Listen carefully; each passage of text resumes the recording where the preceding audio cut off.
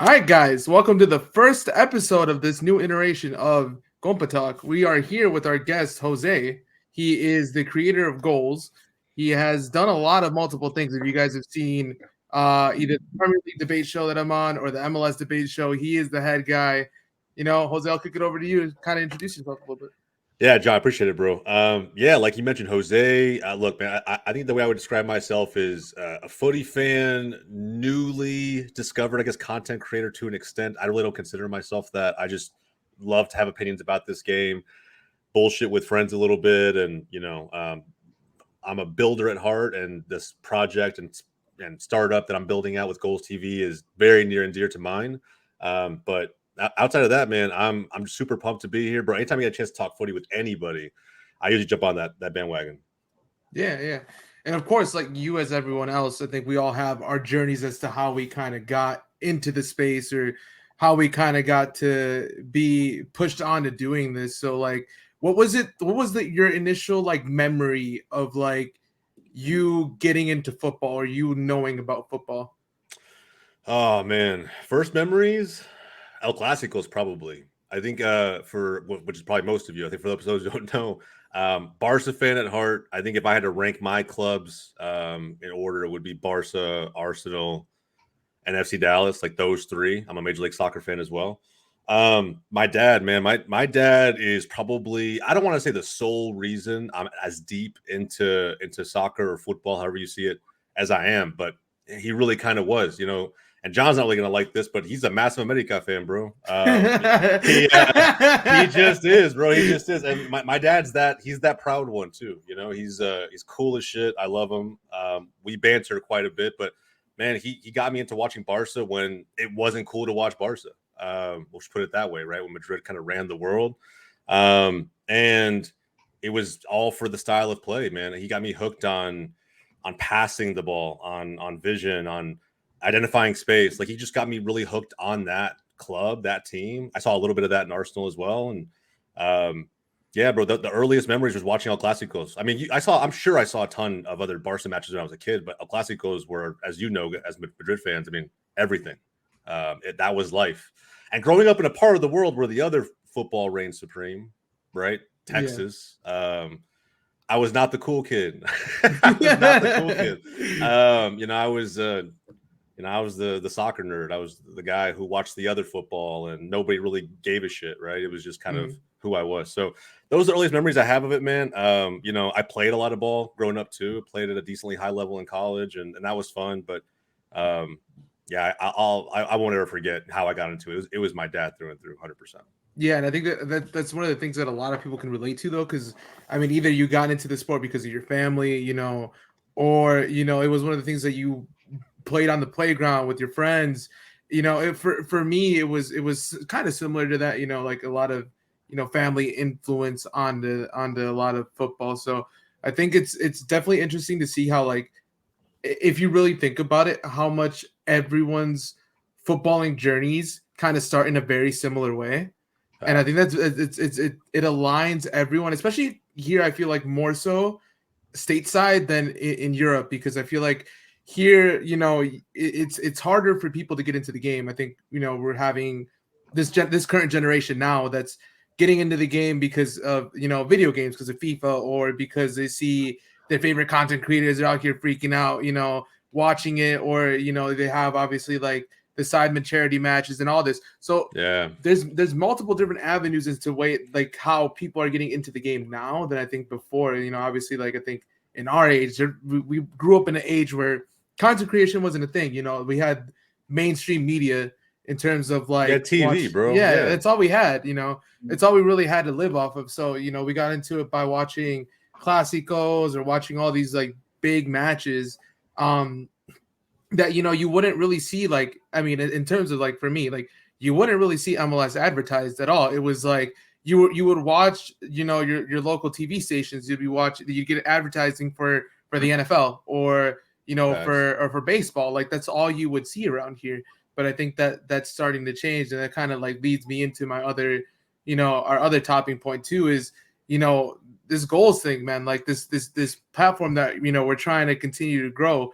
I think for me, it like the reason why I I took a interest into it and why I decided to join was because I thought for me it was an opportunity for me to not only develop content, but it's you're starting something, you know, you're in the development and trying to get the game bigger than what it is here in the States. And I feel like obviously with the signing of Messi now, everyone's kind of paying attention to it a little bit more than they would have before.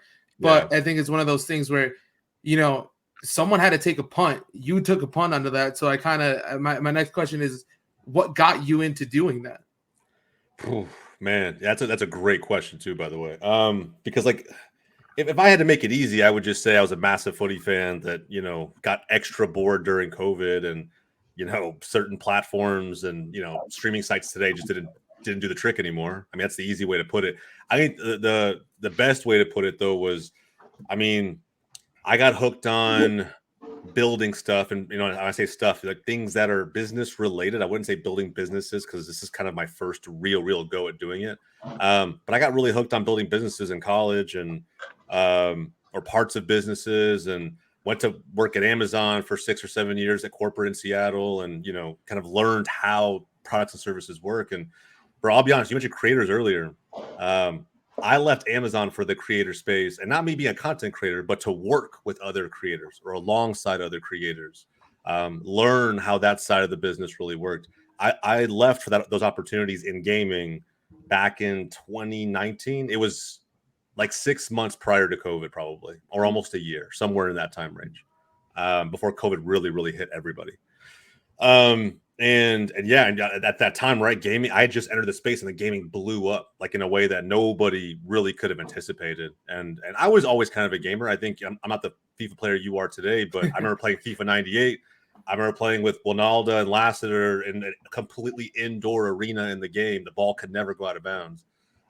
Shit was crazy. But like, you know, playing FIFA, yeah, it was one of my entry points along with my family. But I got to a point in the when I was kind of learning about how the creator space worked and understanding the business behind it, that I always kind of felt like at some point nothing was ever going to be, the internet would get so big, nothing would ever be mainstream. Nothing. If you look at like viewership numbers, the only thing that unites everybody in the country is politics. It is the only Yeah. thing. It's like election night. Which makes sense, right? I mean, shit, we elected Trump. I mean, it all kind of makes sense, bro. Yeah. It's a TV show all by itself. But like with the next best thing is like sport, right? And so when I think about like how the internet was going to grow, I was like, bro, there's got to be at some point with, you know, Netflix will get too big, right? Or YouTube will get too big and become too saturated. There needs to be a place for fans of the biggest game globally. There just has to be. And it doesn't have to be for everybody, right? It could be niche down. It could be for fans in North America where the game's just starting. It could be for the Portuguese league fans and everything they love about that game and that league, right?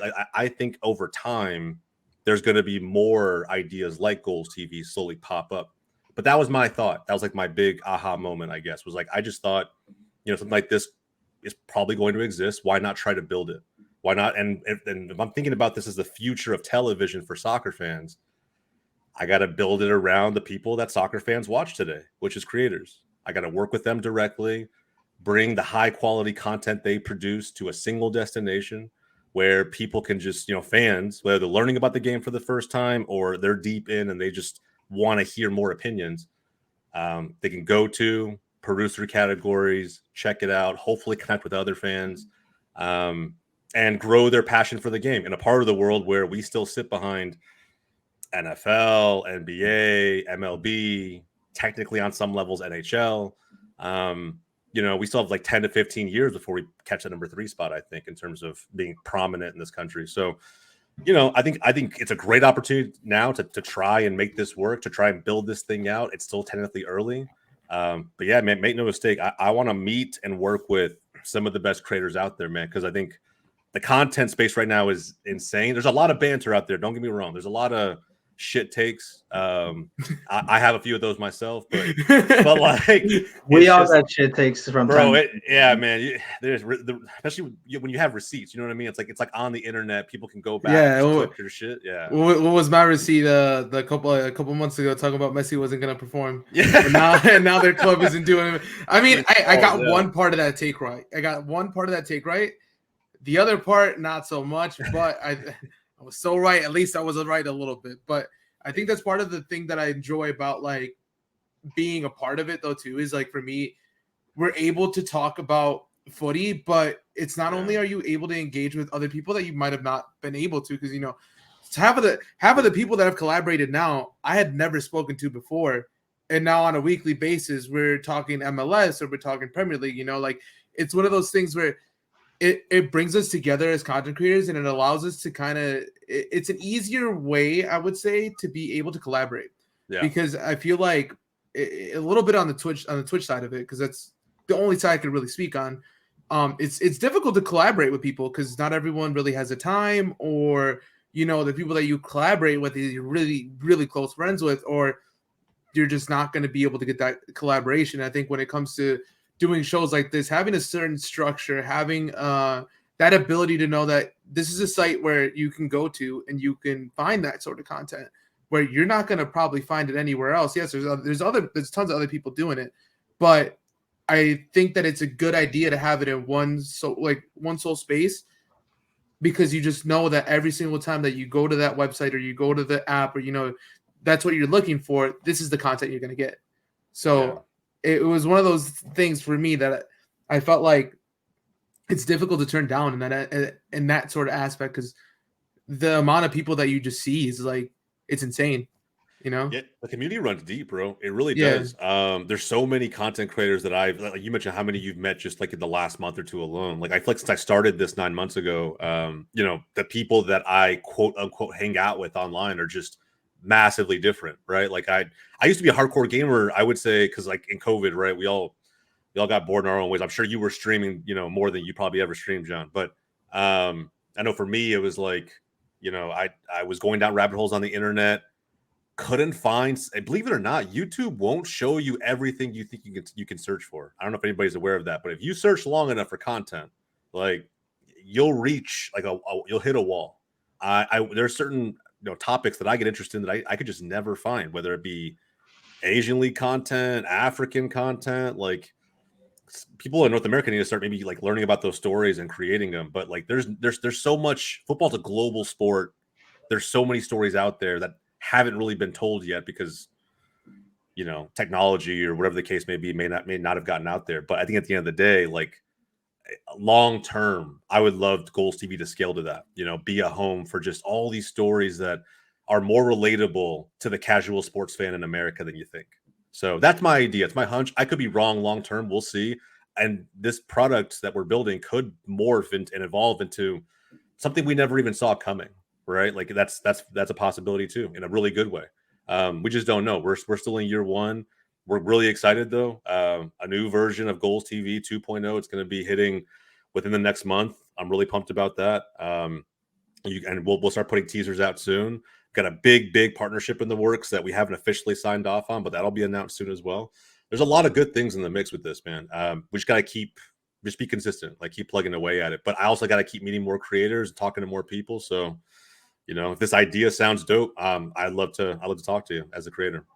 Yeah, and I think it's one of those things where I can wholeheartedly extend that sort of firsthand experience from like just working with you. Like it's not something where I didn't know what to expect coming in, because this is the first thing that I've ever like signed or anything that I like first thing I've ever had to like work with, right? So I can't speak on other people's past experiences, but for me, this has been something where I felt like it's been, I think, mutually beneficial for the both of us. Yeah. Because not only have I been able to get exposure to other creators and work alongside other creators, but I think also on your end, like the amount of people that probably would have never heard about Goals or not cared about the MLS. Like I know I have a few people on Twitch that have told me that, oh yeah, like I watch the show every week. Like it's that like people that don't genuinely care about the MLS are watching this show. Dude, just to dope. see. Like just to see whatever we're talking about, like that to me is crazy. So for me, in a way, I feel like we're already having that impact on growing the game to a smaller degree. But I feel like, there's a lot of work that can still be done that we're working towards. And I feel like, at the end of the day, like that's something that everyone on the platform, at least that I've talked to or that is working on it, is trying to do their best and putting in their effort to continue growing that platform. So I think it's just mutually beneficial for everyone as a whole. Yeah, I agree, man. And I'm super grateful for the work you and I have done together, along with the other creators that we've worked with, right? And there are creators that come from all parts of North America, different backgrounds entirely. The way they see the game makes these collaborations fun as hell to really do, because I think we all, every fan sees the game in their own way. They have their own biases, and I think when you aren't scared to kind of put yourself out there, the content just becomes awesome. I love it. I look forward to the episodes because the banter to me it's controlled, right? I think it's not like, I don't know. I've seen some, maybe I spent too much time on the internet, but I've seen some clips where I'm just like, bro, there's a realm of reality we got to live in. But like outside of that, man, like, and we had a few of those clips on our show too. I mean, don't get me wrong. But yeah, man, it makes this whole thing fun, bro. So in a startup environment, if anybody's ever done it, I mean, it's like being a content creator. You plug in a shit ton of hours and you really just hope for the best. You hope that things work out in your favor. So the collaborations and like hanging out with other creators and meeting new people, it's been a nice benefit that I just didn't really foresee like in the beginning. Yeah, it is just one of those things like I think even though we're all like, we all have our different opinions, and I think that's one thing about football, that you're never gonna solely agree with everyone on everything that they say. And I think that's the beautiful thing about it, though, because if we all agreed with each other, then what's the point of like having these debates? It wouldn't be content. It wouldn't be. But yeah, like like we have people I've heard some outlandish stuff even on our shows. Like I think I even messaged you that one time when I was like, I heard something really bad. And I was like, nah, you gotta get me on here, bro. There's no way we're allowing this stuff coming out. Like, nah, for me, I was like, we gotta get that in check. But I think at the end of the day, like, it's one of the things that I've actually genuinely enjoyed doing, because it's something to look forward to every week. And I think everyone, at least that I've spoken to that has seen the shows, they've all had, positive things to say about it. So I think from that aspect, it's always been a wonderful thing to work on.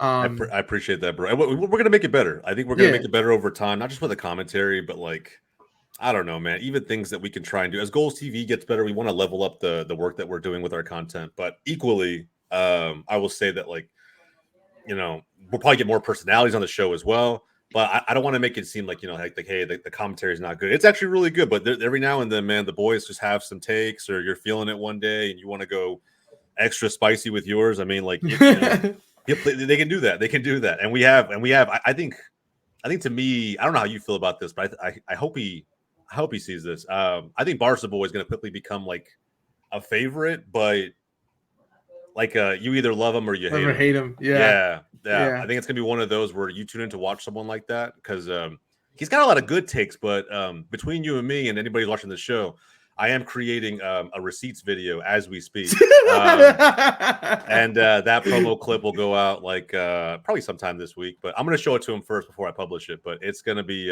it's just gonna be some receipts to put out there to summarize the season so far. But I think that even like doing these shows, like that's one of the things, like you kind at the same time you go into these shows, you have your takes, but I feel like sometimes, at least when I'm going into it, I'm like, I can't be saying some like really outlandish shit, because I know it's gonna come back and bite me in the ass. Like, I don't want to like say something that's too far, because then at the end of the day, when the receipts come through, it's like, yeah, I kind of missed the ball on that. You didn't think Gaga Tim Howard was too far?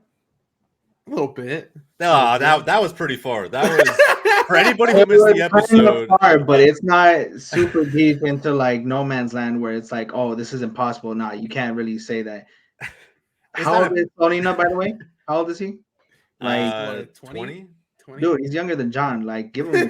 He's got time, man. He's got time. But, yeah, there are some way out there in no man's land, outlandish like takes that we've said before.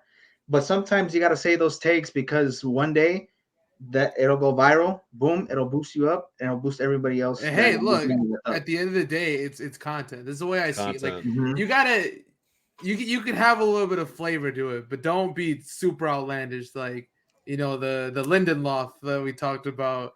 About that was a little. That was a Yeah, little. yeah. That believe it or not, that's in the receipts video as well. But I will say this, bro. And I remember a lot of these things, man. Especially when we have topics that are a little more current because we're all watching the games alongside Yeah. the content being made versus some of the historical lists that we've done. But yeah, bro. Sometimes I just I'll like mentally log some of the things that get said, not just from Hoffman, but really from everybody. And I'm just like, Yeah. man, I don't know. I'll tap into that later. I'll see kind of how the next few games shake out and whether or not that pans out. You And know every now what? and then, bro, I get lucky. Cheyenne's also one of those guys that like Yeah, he'll have takes, and sometimes they're a little bit, they seem a little heavy at the time, but he's been proven right a lot, like recently. He's yeah, been bro. proven right, like Yeah, he's smart though. He's yeah, smart. He's super transparent up front. He's only been watching MLS since like what was it, 2012, 2013, yeah, which is I say only, it's a decade. But like at the end of the day, he loves, you could tell he's passionate about the league. He knows a lot about the players, the talent, the clubs that are involved.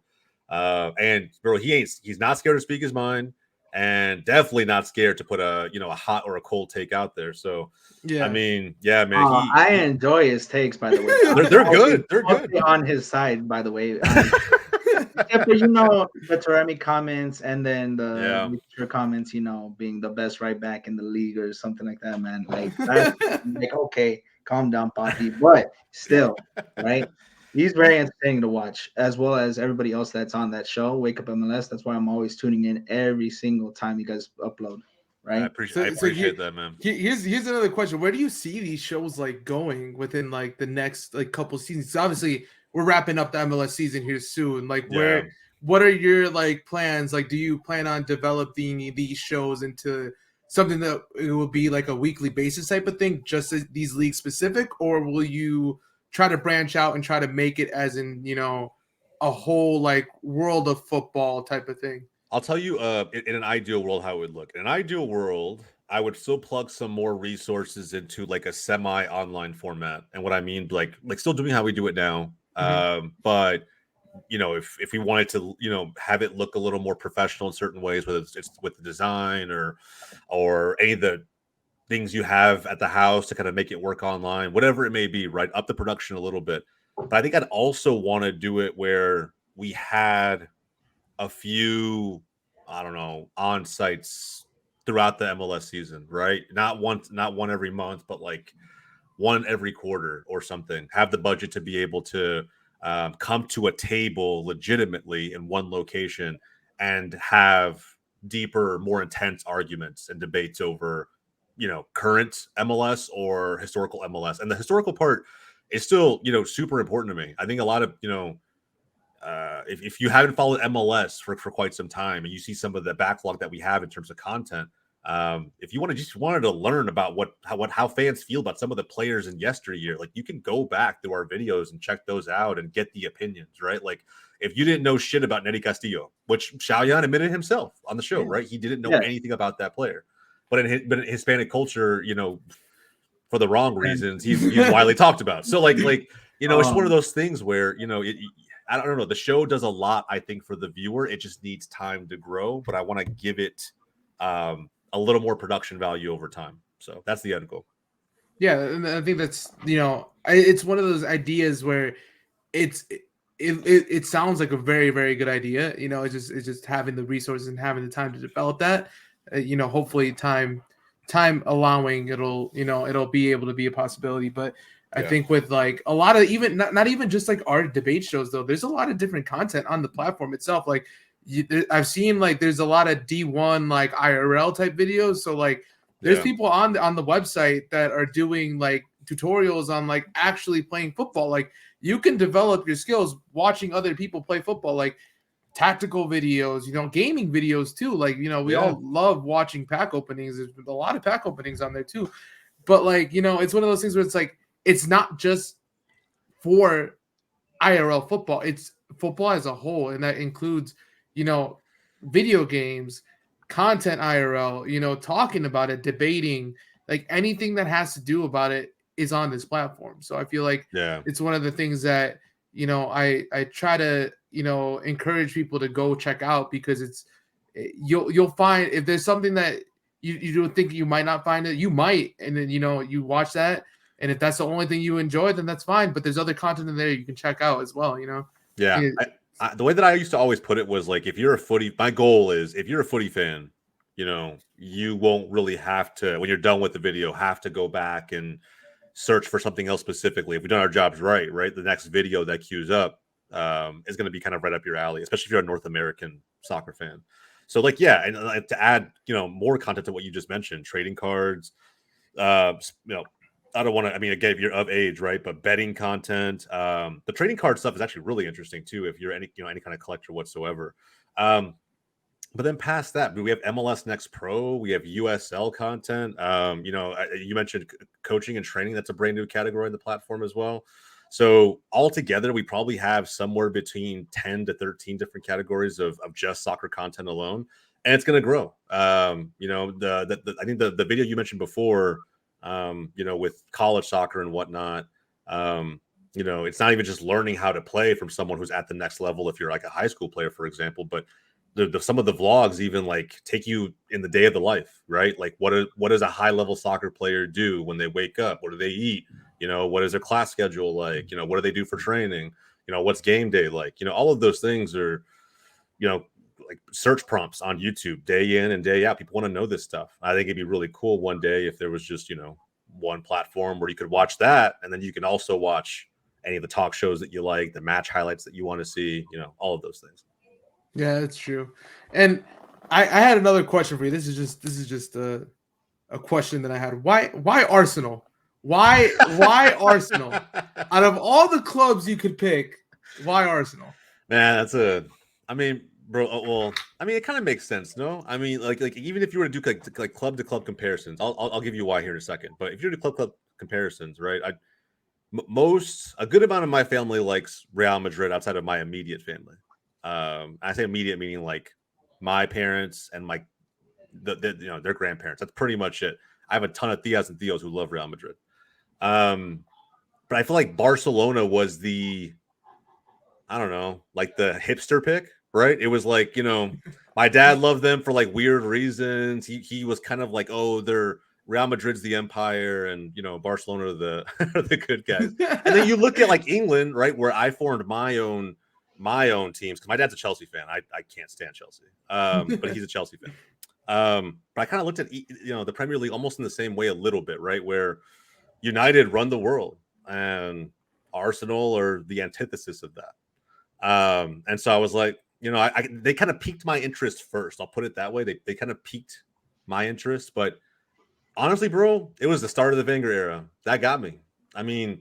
You had this dude who came into the Premier League, did everything exactly the opposite. Not everything, but a good amount, exactly the opposite as the prized Sir Alex Ferguson. Brings in non-English players to come in and change the way, ball was played in the Premier League. Plus, just even the possession style mirrored Barcelona a little bit. Like all of that, bro, made it like so almost apparent to me. It just helped that, like, it didn't feel like it kind of is a bandwagon pick. Don't get me wrong. Arsenal's a massive club, but it didn't feel like the bandwagon. You know what I mean? It didn't feel like at the time, like, dude, everybody was a United fan. Everybody, like, you fast forward past like the early days of Fergie's reign into like the Cristiano years. That shit pushed United fandom to like unseen territory, bro. It was, I don't know, man. I lived in Podunkville, Texas, USA, and you see dudes out there in the high school fields like dressed up like Cristiano, the hair, the vapors, the way he taped his ankles, everything, bro. Just every part of their game, Cristiano. So I don't know, man. As Arsenal, as seeing Arsenal the way they played and how they were just, they felt like a different type of brand of football than Manchester United. I don't know, man. I flocked to it, bro. And it just so happens that like that was like as I was coming into it, right? Like 99, 2000, they were always pretty good, but they were starting to get really good. And I got lucky, bro. I peaked early with Arsenal. I didn't peak anywhere that early with Barcelona. Like Barcelona, I had to grind out some tough fucking seasons, bro. Some tough seasons. So. I feel you on that because I mean, as a United fan now, I mean, obviously, I grew up, it wasn't like I didn't know who United was back then, but I wasn't paying attention to it because there was just no attachment to it. After Chicharito joined, that was the guy that I was like, hey, I appreciate this. This is my striker, so I followed him through and through. You know, I said I don't have a Premier League club, might as well follow United. Yeah. And I mean, I only got to see the little gap of the year where we were actually successful. Fergie left, and then you get, you know, oh, we had Yeah, the start 6 month running. spell. John got the back end. I still got a little bit of like the Cristiano era, you know, but That was a crazy era, bro. I was a Crazy little kid, era. so I was just like, okay, there's this player, there's Cristiano, there's what Rooney as well too. If I'm not Yeah, mistaken. dude. And no, Tellez, I can reel off the legends that played in that 3-year span alone. Like you know, United was, bro. They were the standard. Everybody knows it. They, you know, if you grew up in that era, you either hated United or you loved them. I don't think there's any in between. I can't think of any club fan that would be like, I'm indifferent towards Manchester United. No, like you either love them or you hate them. And And I feel again, like I go back with this take, right? Like, here's the thing: it's only 2 years of difference between me and John, and the fact that we've been through like two different eras. Like, for example, 2006 World Cup, I watched it completely, and I I don't pretty much know what remember. it I was. have no John recollection. has no. dude, it was a great recollection of tournament. Great 2006. tournament. Yeah. No recollection. Like I can remember, I can recall things about the 2010, 2014. I can recall that one as for TNT, but I think that's one of the funniest things too. Like, I mean, we touch on like all the time, like we're in just in Discord or whatever, or even like through streams. Like, it's crazy how like these football eras kind of just they kind of skip in between like 2 or 3 years of generations because either you watched it really early on or Yeah. you just didn't catch on and you caught on to it later, so you missed this whole prime era of like Dino, you know, Bro. like all the prime players. Like I like to call it the prime days of Barcelona, Real Madrid, the classical of like, you know, you had Messi and Dino, and then you had Raul, and you know you had Roberto Carlos and all those Yeah. guys on Madrid. Like those prime years, like there's a lot of people that missed that. You know, a lot of people got the Messi and the Ronaldo era, but the core, like the real core, where you know both of these teams were dominating in Europe, and you got to see them face off twice a year minimum in the league. That was just a different like era of football. So. Bro, it absolutely changed the rivalry, in my opinion. Like, like I said, I came up watching Barcelona pretty young, right? The late 90s into the 2000s. And, bro, I mean, the whole Figo thing did change things. That's the start of it, in my opinion. A lot of people will say it was, you know, Ronaldo and Messi finally getting a chance to duel each other, and it kind of lit things up. Nah, man, it was the Figo transfer that obviously took the bad blood to another level. But I will say this: I think in that era, Real Madrid's players were made to play for Real Madrid, like just through and through. I could never see any one of those players playing for any other club, really. You know, all of them, in my opinion, individually good enough to get into that Barcelona side, but you're just never going to dethrone the midfield they had built. Even the defense, bro. The defense was nasty. Both teams were on paper, without seeing how they actually play tactically.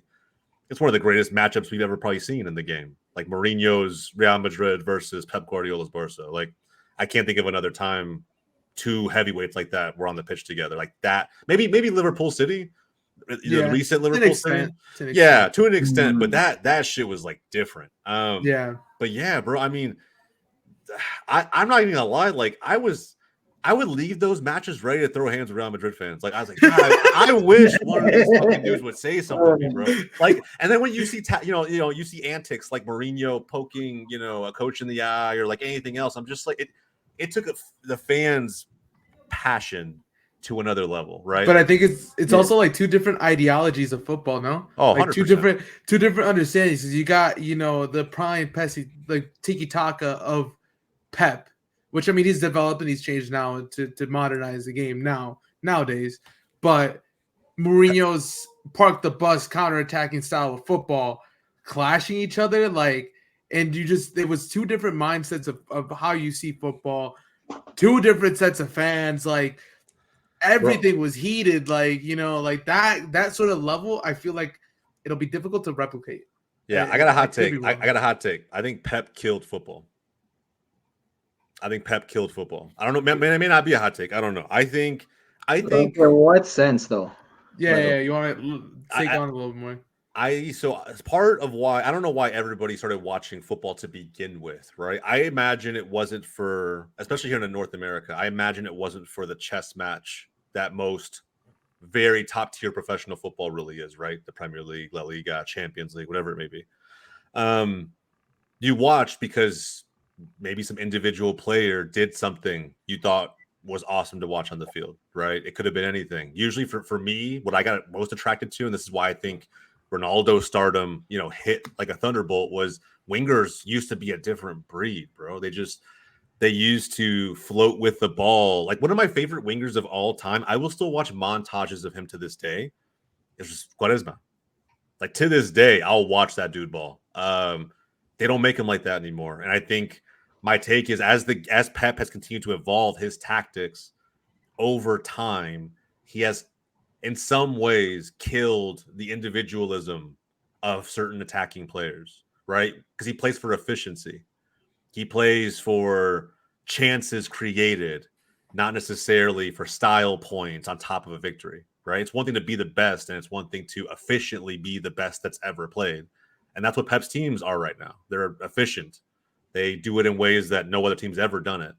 But like it just kind of, I kind of miss the old era. I kind of miss watching Mesut Ozil meg people. I miss Alexis Sanchez, bro. I miss watching Alexis Sanchez ball on dudes, man. Like our Arsenal were ass, and he carried us to top four, two back-to-back seasons, basically.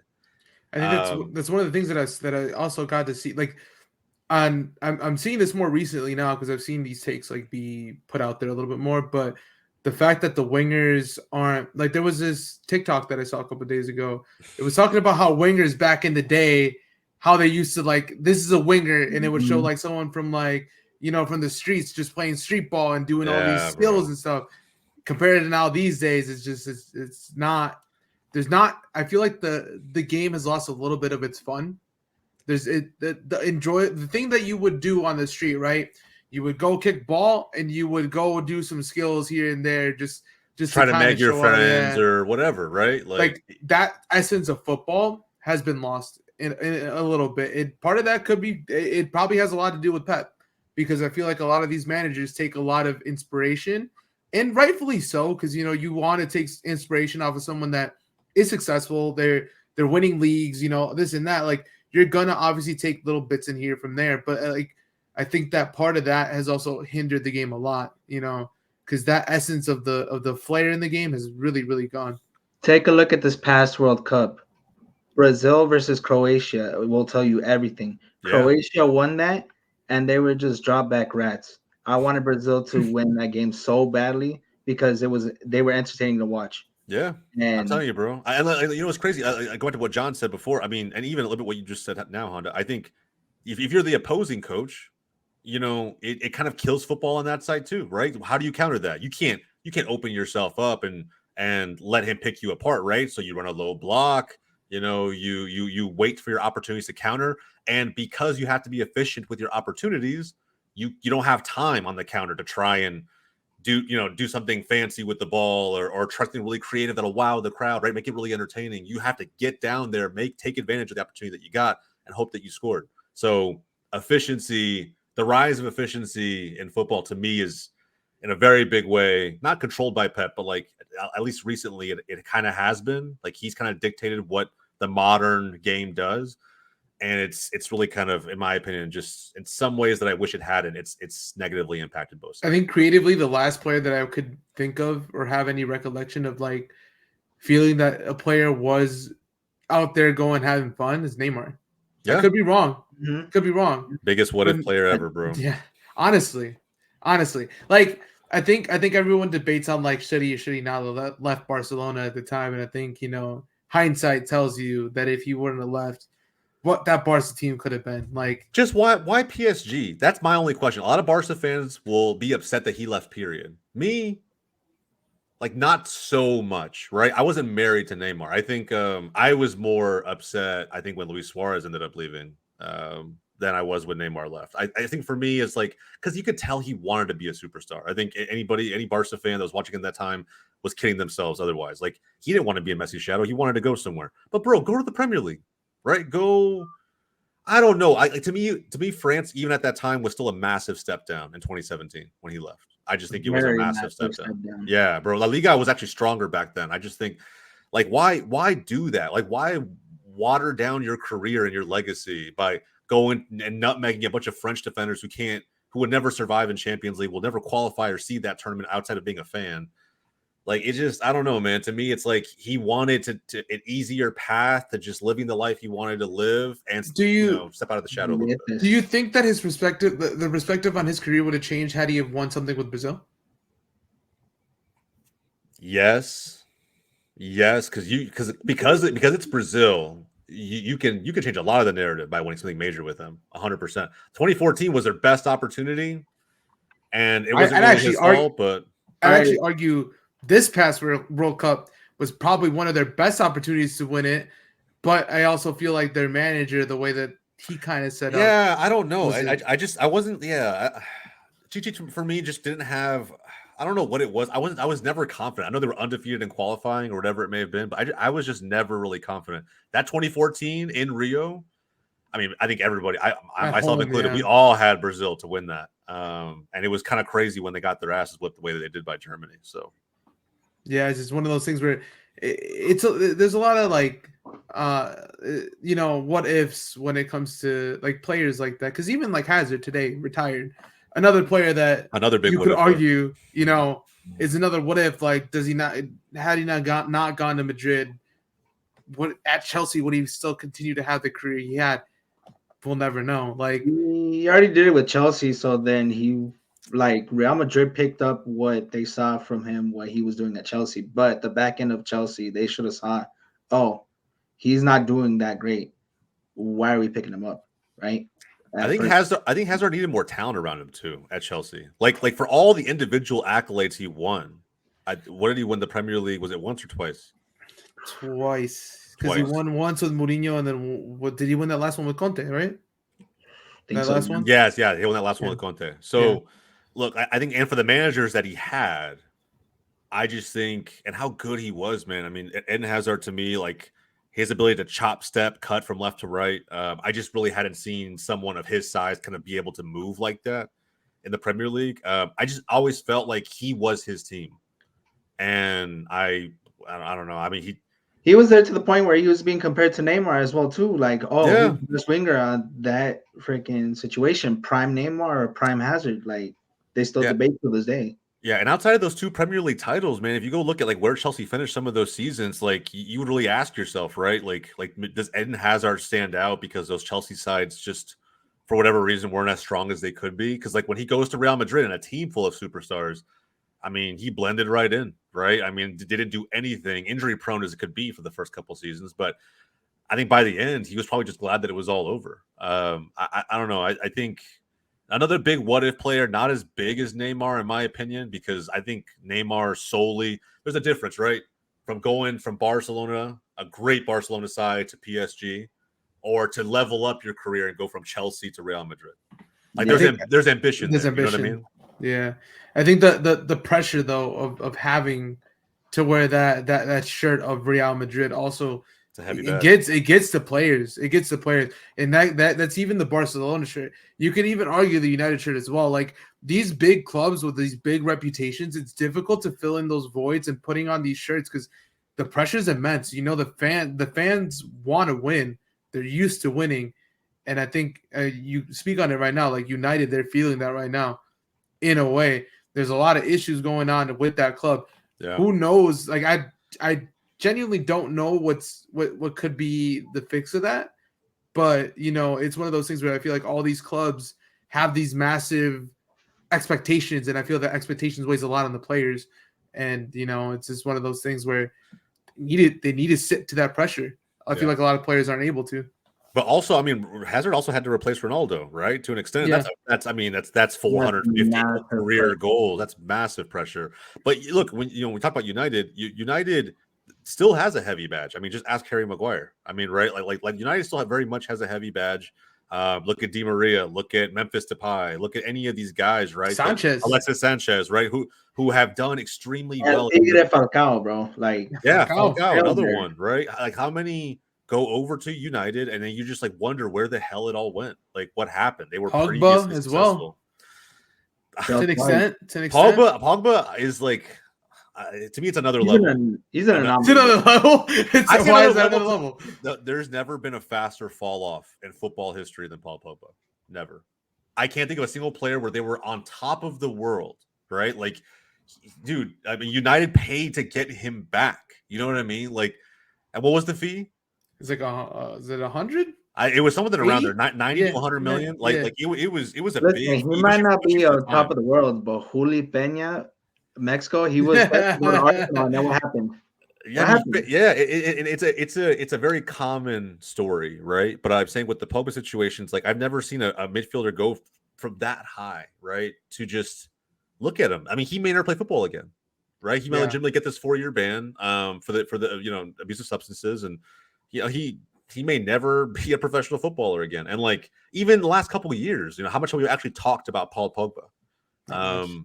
Yeah, man, it's just it's crazy to me. So for me, like the Neymar, the Hazard stories, even the Gareth Bale stories, right? Those are all like in there, they're kind of a little bit down here. To me, Pogba I jumps a feel whole like new his layer. first time at Juventus, right? That's where like he was more calm because he had guys like Oh, Pirlo, who's so Arturo good, Vidal, Marquisio, right? But To he tell had what he would- veterans though. That's the thing. I think Yeah, bro. that- I would have taken Pogba at Barcelona like this when he was at Juve. Like, oh my god, like just and Barca still had the freaking they he still had had the their great three. players. yeah. So, I still take it. You imagine, bro. You imagine. Like those three, right? Iniesta, Busquets, and Xavi, and then like off the bench comes Paul Pogba to take Xavi or to You could argue Real Bro. Madrid learned from that though because they updated look at their midfield now and how slowly they were feeding into that midfield and what it is now. You got another decade of a world class midfield. uh-huh. Yeah. No, I agree. I mean, right? Unless for whatever reason, they decide to leave. But I mean, at the end of the day, like, yeah, Either if they you had do to things take right, different positions, I just and think then the here's what I think happened in Real Madrid. I think they could easily keep these players for 10 years. I just don't think they'll want to. I think Real Madrid's a marketing machine. I think there'll be new sexy names that come up, and they're going to want to sign those players and make money on the players that they had. So that's what I think ends up happening. I think you probably get 4 or 5 years out of them, and then it's like I think this kit's going to sell a little bit more. So, and I mean, can you blame them? Real Madrid are like the Dallas Cowboys of international football. So, and that's a good comparison. That's Yeah. a very good comparison. But I also feel like Cowboys to anybody that's good, but no, but it's a fair comparison It's in a terms fair of like what you would comparison, consider the brand, like the where the brand. brand is of the Cowboys in the NFL and where Real Madrid is in the world of football. Like it's just they're massive brands and the marketability in those brands they always want to be able money. to they still want to be marketable, have that, but there is one debate that I keep hearing these Barca fans go on a tirade about how Jude Bellingham is a 9. What is going on over there with your Barca? I have no idea. Barca fans? I have no idea about that. I've actually heard some Real Madrid fans say the same thing, that he's going to be our attacking savior, and I'm like, look, okay, no, he's not going to be the attacking savior. But recently, what he's been doing more at striker than what Joselu is doing. But Joselu is still. Hey, you know what, man? Joselu is still pretty good. Yeah, what, second top goal scorer right now? Yeah, Right? he's still pretty good. Dude. And for the system you guys want to run, I would start him more. I mean, you can still have both of them play together. Listen, it's just there's these games with Joselu where it's just like, why are you a Real Madrid player? How are you a Real Madrid player? And then there's other games where it's like, I think we all have players in our clubs though, savior, individually like that though. Everybody has those. For me, that guy was Giroud at Arsenal, so I feel you. Like, I don't know how you hate on Giroud, bro. I don't know how you hate on the Giroud. goals. He gets the goals, but I'm saying, like, if you watch him during the build-up play, right? Exactly. If you watch him and what he does, you pull your hair out sometimes watching this man play, because he's not in the gaps where a striker should be when we're building it up. He'll do none of the right things for 80 minutes, and then boom, header goal, and he's Arsenal savior again. And don't get me wrong, bro, I celebrated the hell out of those goals, and he's one of the leading scorers in France's history. I'm not going to knock it. I'm just the way he played wasn't my style. But some of the goals that he scored. Oh, were amazing. The Scorpion. Dude, there's so many goals where you're just like, how, bro? Like, And I was the one talking shit, and he was shutting me up. I was talking shit, and he scored a goal. I'm like, you know what, bro? Whatever. That's fine. I mean, I'm not gonna say anything more. It's fine. It happened to me too. Man. A lot of players. I think you just get frustrated. It's happened to all of us, man. I'm telling you, I had that infamous story where I yelled at Casper, and all of a sudden, 5 minutes turns around, scores. Like, you know, it happens. At the game too. At the game, you were literally like, yeah, he looked at me, and like I was like, all right, like what? Least, yeah. Like, what are you gonna do? Like, play. I will say this. Without Jude, I think I saw this interesting quote on Twitter today. I think it was Guti who said it. That not many players have realized the vacancy that Ronaldo and Messi have kind of left by leaving Europe, right? I saw that too. Yeah, and Bellingham and is just kind of taking that by the throat, right, and just really kind of owning it. I agree. I thought Haaland was doing that last season. I thought he was gonna just completely annihilate the Premier League this season, right? And he's kind of done. I mean, he started the season really, really well, 8 goals in 4 games, but it hasn't felt like vintage. I'm selling him on FPL. That's all I'm saying, man. now, I tell you what, man, I really, really, Jude is built for the Premier League, bro. I still really want to see him there. I think Real Madrid fans obviously never going to give him up, or wouldn't give him up. But listen, only one specific team, but that team is already fucked right now as it is, man. So it's the only team that I would be like, all right, well, what, Liverpool? No, hell no. Liverpool will ruin his style. I'm telling you that right now. Nah, where would you want to see him go? Seriously. Like, if he had to go somewhere in the Premier League, what's the one? All right, not speaking corazón. If he were to have to go right now, maybe Arsenal. Yeah, because of the way they play. Right? I was about to say the same thing, but and I hate that I say that, but it's. But man, you guys are just good. I don't like you guys are just very, very good. It's hard to argue. You know, I feel like we're going through what you guys went through in the period where Wenger was struggling. You know, consistent top four, but nothing more than that. Just that. Yeah, but and then you have your horrible seasons. It's horrible seasons, bro. Trust me. Like, when to sit through the 10-2 aggregate to Bayern Munich on, oh my god, I can't even tell you. I almost gave up on Arsenal that day. I shit you not, bro. 10-2. Like, I almost gave up. I was like, bro, fuck, it's just not worth it. And to go out to Bayern 3 seasons in a row, I was like, no, just like what's the point? You know, what's the point of playing Champions League? With Robin, Ribery, Mario Gomez. Yeah, this was like you can't really expect much either. Like, they were a titan of freaking football at that moment. Yeah, it was just shitty to know how far my team had come. You know what I mean? Like, to be the Invincibles and drop to a point where they feel unrecognizable.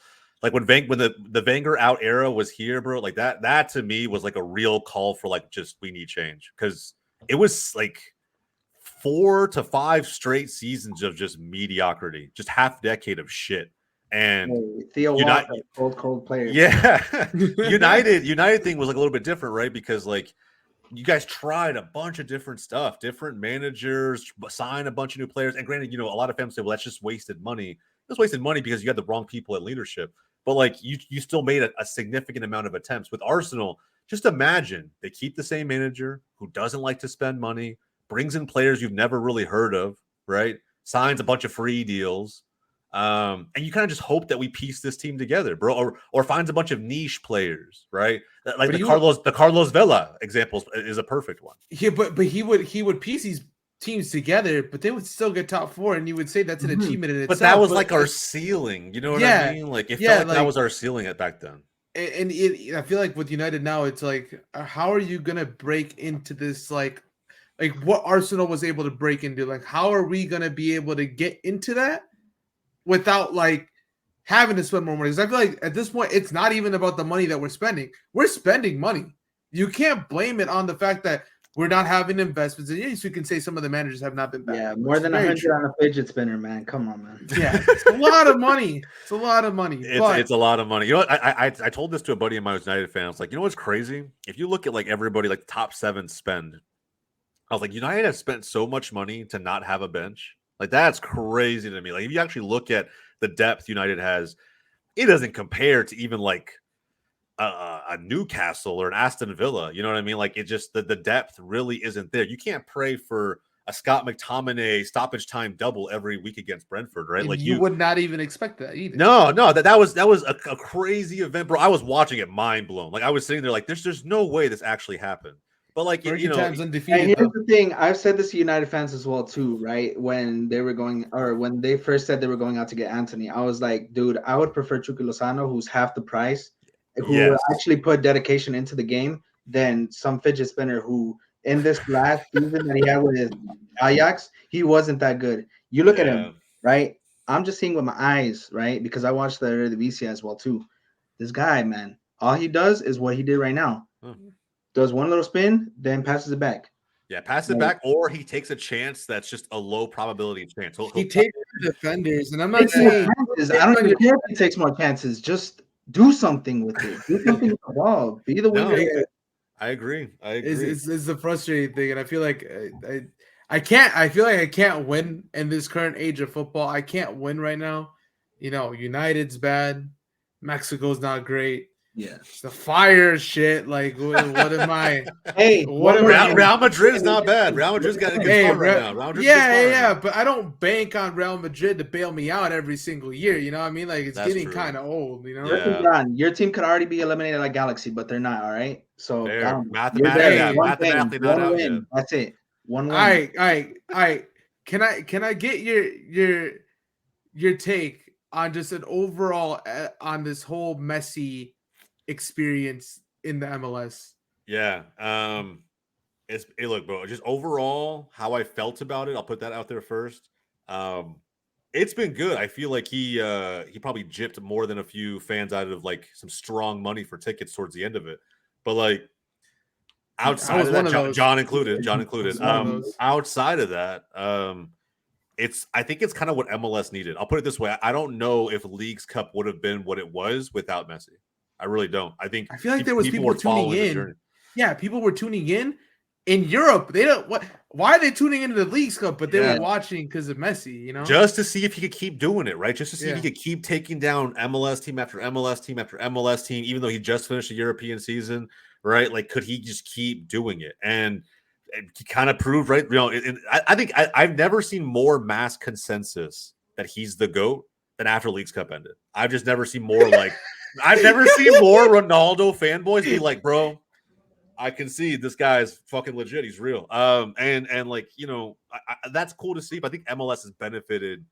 They've gotten their money's worth, bro. They have gotten their money's worth. They promised Messi so much money as part of this deal. They've gotten their money's worth. And we'll see what a full season with Messi looks like next year. That's going to be fucking crazy. Like a full season. And I'll probably end up getting season tickets for FC Dallas. And I don't know if season tickets for the Fire too. Yeah, I don't know if Miami will come, but like I really want to. I think he's going to be good for the league until he leaves, and when he leaves, I'm going to look at the schedule first, and if LA Galaxy has a game with Inter Miami, you know what? Then maybe, but if not, then I think you as a Galaxy fan in itself is just. You guys have signed a lot of players, man. Maybe next season they gel together. Maybe Fagundes gets really rocking and rolling. I mean, there's a lot. It was just very late, but I feel like there's potential in this team. There was potential in the team beforehand as well too. But okay, Chicharito got hurt, and then all of a sudden it went to shit. Like, bro, you gotta do better. Yeah, they really gotta do better. No, I agree, man. I agree. But with that said, at least they made the effort, right? There were some teams like the Rapids that were packing it in, midway through the year. So I think they made. I mean, don't get me wrong. You could tell on the final day of the window, like they were just selling off players. Like it was like, hey, let's pack it up and get ready for next season. So I don't know, man. At least your team's trying. Dallas is kind of in the same spot we've always really been in. I mean, there are no sexy names on this roster, right? It's a ton of academy talent mixed with Ferreira. No sexy names, but that shit's a sexy team, man. Yeah, bro. Really always in the playoffs. Always y'all messed up. Y'all messed up by signing Douglas Costa. That was your first mistake. You should never have happened. But he was good. He was good at Juve and Bayern, man. But I think y'all the whole season. Else. Okay, I'll give it somebody to who gave a shit. Recently, Douglas Costa has been bailing us out of plenty of games. Unfortunately, it came too late, but shit. Yeah. You just wanted the whole season, right? You don't want to feel as a fan at some point that especially when he was just throwing people down, that it's just like, bro, do you even care? Red cards, Shaqiri. I was like, do you even shit, my care, bad. bro? Like that's what I would think, right? And Dallas, look, I'm not shitting on my own team, right? We're probably going to make it in the playoffs. Hopefully not in the wild card, but we'll see if that happens or not. But it's just like it's kind of sometimes as a Dallas fan, you get slightly jealous, and I know why we don't sign big names anymore, right? We've tried it in the past; it's flopped miserably. We just don't do that really anymore. Mendy was a pretty big signing for me because I know where he comes from, a Real Madrid academy product, had a great career at Real Sociedad, was part of that Real Madrid Champions League winning team. Technically, like Even though he failed at it, he failed personally. To be honest, I expected more out of him, and then it never happened. But but bro, still, right? Like a big signing for an MLS team doesn't really make a ton it of is signings. But pretty big for Dallas. at what age? 35, 36? It's just also it's like some of that. Sometimes like you see Chicago sign a Shaqiri, and you're like, damn, that would be kind of dope. Or nah, that production on the field counts. All right, it matters. Yeah, It matters. Shaqiri is almost equal level to Douglas Costa. Listen. On the field. Shaqiri only shows up when the big games are there. yeah, I don't know what it is. Big games, he showed up. spotlight, bro, spotlight. But- It's same thing with World Cups with Switzerland. Same thing for Liverpool at times. It's like when they needed him, he shows up. But I don't need that. I need consistency. Guti gives me consistency. Guti gives me consistency. I don't need to see. That's not what you're paying for, John. That's not what you're paying for. I know. To put asses in seats, all right? But he ain't doing that either. Like there's no asses in the seats, bro. And like Chicago Fire. That's all. I feel like with Dallas though, like heavily reliant on Jesus Ferreira is a very in itself it's difficult to rely on just one player. And it's that stat line that you said a couple days ago, Yeah. When he doesn't score, you guys don't win. So you can't really make a run if he's not scoring, Now I will say this: that is only MLS specific. In Leagues Cup, we won matches without Ferreira, right? Because he was playing Gold Cup.